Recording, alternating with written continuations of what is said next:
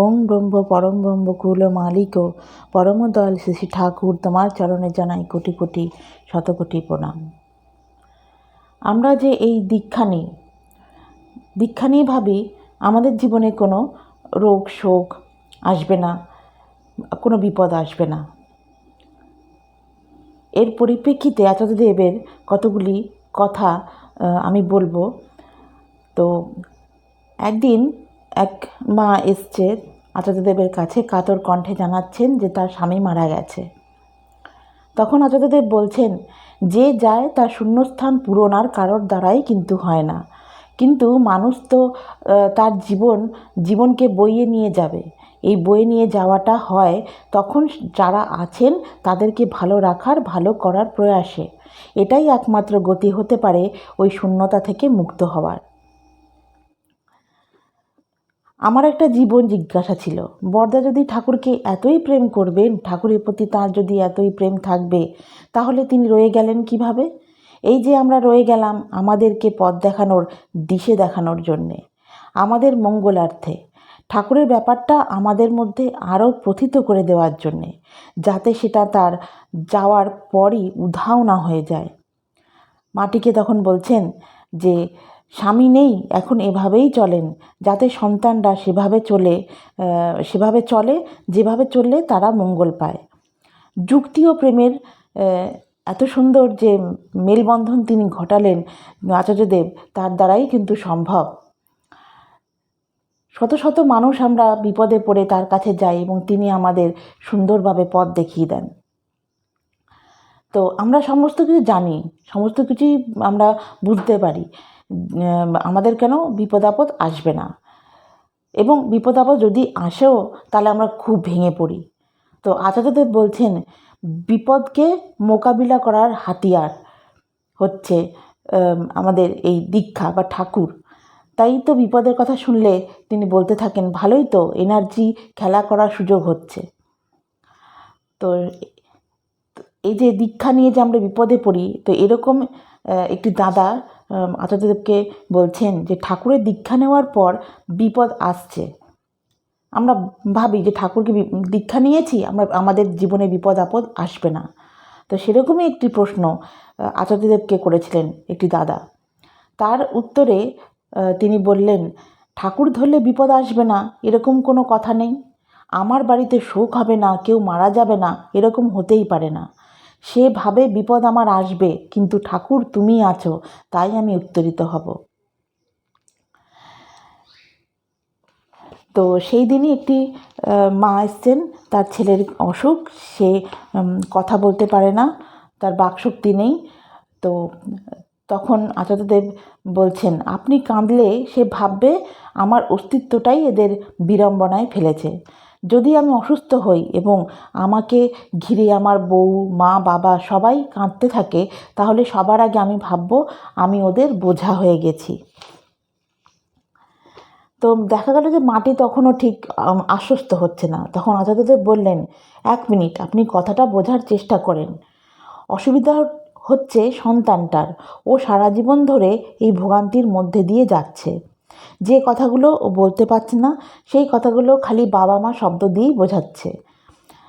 যতটুকু দরদ থাকে তাহলে চিকিৎসার জন্য আপনি মনোনিবেশ করেন আর শক্ত হয়ে তার পাশে থাকেন। আপনার কান্নাতে ওর আরোগ্য তো হবেই না, বরং ও মানসিকভাবে আরও ভেঙে পড়বে। তো এইভাবে মাটিকে আশ্বস্ত করলেন।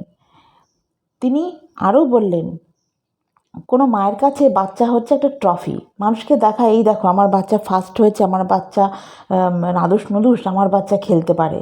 কিন্তু ওই বাচ্চাটার তো একটা জীবন আছে, সম্পদ আছে, ওর একটা অস্তিত্ব আছে, তাকে সম্মান দিতে হবে। তাহলে তো আমিও আর সাধারণ মানুষের মতনই হয়ে গেলাম। আমি তো ঠাকুর ধরে এইটুকু বুঝেছি, তার অস্তিত্বের যেটুকু সম্মান সেটুকু দিতেই হবে। তার অস্তিত্বের সম্মান দেন আগে, তারপর চিকিৎসা করাবেন। আগে কান্নার জলটা শোকান, তারপর চিকিৎসকের কাছে যান। কারণ চিকিৎসক কেউ আশার আলো দিতে পারবে না। সোজা এবং সহজ কথা বলছি, কিন্তু আশা নেই তাও আমি বলছি না। যেটা বলছি সেটা বোঝার চেষ্টা করেন। তো মাটি দেখা গেল যে একটু ধাতস্থ হলো কথাগুলো শুনে। তো তারপরে তিনি পরমদয়াল শ্রী ঠাকুরের সত্যানুসরণ গ্রন্থ থেকে বললেন, দুর্বল হৃদয়ে প্রেম ভক্তির স্থান নেই। পরের দুর্দশা দেখে, পরের ব্যথা দেখে, পরের মৃত্যু দেখে নিজের দুর্দশা, ব্যথা বা মৃত্যুর আশঙ্কা করে ভেঙে পড়া, এলিয়ে পড়া বা কেঁদে আকুল হওয়া ওসব দুর্বলতা। যারা শক্তিমান তারা যাই করুক তাদের নজর নিরাকরণের দিকে, যাতে ওসব অবস্থায় আর না কেউ বিধ্বস্ত হয়, প্রেমের সহিত তারই উপায় চিন্তা করা। বুদ্ধদেবের যা হয়েছিল এই হচ্ছে সবল হৃদয়ের দৃষ্টান্ত।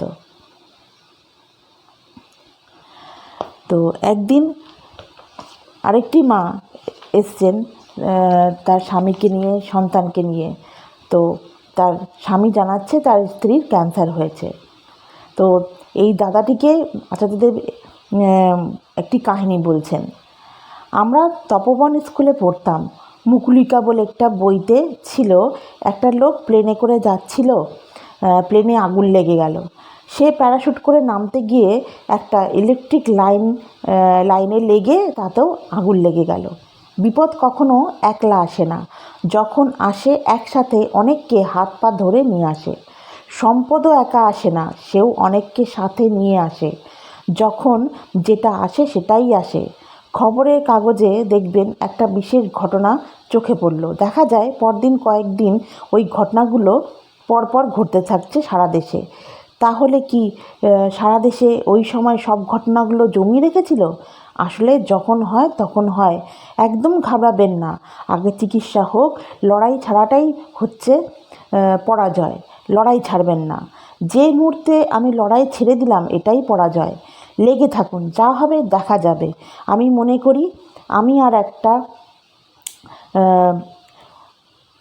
করি আমি যদি না বাঁচি তাহলে আমার এই শরীর ছেড়ে আমি আর একটা শরীর নেব। আমার মায়া মমতা আমার এই দেহের জন্যে নয়, আমার পরিবেশ পরিস্থিতি যা কিছু নিয়ে আমি। আর একরকমে আমি তো ঠাকুরের কাছেই থাকবো। ঠাকুরকে সবটাই নির্ভর করেন, যা হবে দেখা যাবে। সব সমর্পণ করে দেন ঠাকুরকে মনে প্রাণে। কিছু চাইবেন না যে ঠাকুর আমাকে সুস্থ করে দাও, ভালো করে দাও, এসব কিছু বলতে যাবেন না। যা হবে দেখা যাবে। শুধু ঠাকুরকেই চাইবেন, ঠাকুর তুমি সবসময় আমার জীবনটায় পুরো হয়ে থাকো, আমি আর কিছু চাই না।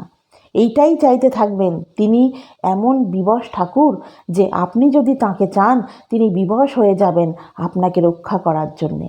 আর আপনি আপনার জন্যে চাইতে যাবেন আমার ভালো হোক, এই হোক, সেই হোক। তিনি খুব চতুর, তিনি আপনাকে কিছু দেবেন না। আপনি তাঁকে চাইতে থাকেন। আপনার জীবন, আপনার ইচ্ছা সব ঠাকুরকে সমর্পণ করে দেন মনে প্রাণে। যদি রক্ষা করার থাকে তিনিই করে দেবেন, এটা আমার বিশ্বাস। করে দেখেন, যেটা হওয়ার না তাই হয়ে যায়। তিনি আরও ভরসা দিয়ে সেই দাদাদের, সেই মাটিকে আরও আশীর্বাদ দিলেন। বললেন, ডাক্তাররা বলবে আপনার আর বেশি দিন আয়ু নেই, মারা যাবেন। ঘাবড়াবেন না তাতে। যদি একদিনও আয়ু থাকে বলবেন, ঠাকুর এই একটা দিনও যেন তুমি থাকো আমার। দেখবেন আরেকটা দিন আয়ু বেড়ে যাবে। বলবেন এই দিনটাও তোমাকে দিলাম ঠাকুর, এই দিনটাও তুমি আমার সাথে থাকো। আপনি শেষ মুহূর্ত পর্যন্ত ঠাকুরের হয়ে থাকেন। কখনো নিজের জন্য ভাবতে যাবেন না। বাড়ির পরিবার পরিজনকে ঠাকুরমুখী করে তোলেন।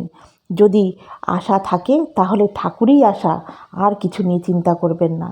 তাকে নিয়ে ভাববেন, তার দয়ার কথা বলতে থাকবেন। এই যে আমি বেঁচে আছি এটা তাঁর দয়া। আমার তো শরীর খারাপ, তা নিয়েও মনে আনন্দ থাকে তার দয়ায়। সব সময় তার কথা বলবেন আর চিকিৎসা করতে থাকবেন। যা সাধ্যে আপনার কুলায় তাই করেন। আর ছেলেকে নিয়ে কিছু ভাববেন না, এ ছেলে খুব ভালো ছেলে। তো এই কথা শোনার পর ওই দম্পতির মুখে একটু পরম প্রাপ্তির ঐশ্বর্য ভরে উঠল চোখে মুখে। আচার্যদেবের এই কথাগুলো আমাদের প্রত্যেকের জন্যেই কিন্তু খুব উপকারী। আমাদের প্রত্যেকের জীবনেই আমরা এইগুলো মেনে চলব। ঠাকুরকে আমরা পুরোপুরি সমর্পণ করে দেব, মনে প্রাণে ঠাকুরের কাছে আমরা নিজেদেরকে সমর্পণ করে দেব। আমরা আর কিছু চাইবো না। এটা আমাদের একটি শিক্ষণীয়, আমরা এটা থেকে একটা শিক্ষা পেলাম যে তিনি কিভাবে আমাদের জীবনের পথে চলতে বলছেন। সবাই ভালো থাকবেন, সুস্থ থাকবেন, ঠাকুরকে নিয়ে থাকবেন অবশ্যই অবশ্যই, নাম ধ্যান করবেন। আচার্যদের যেভাবে বলছেন সেইভাবে আমাদের এগিয়ে যেতে হবে।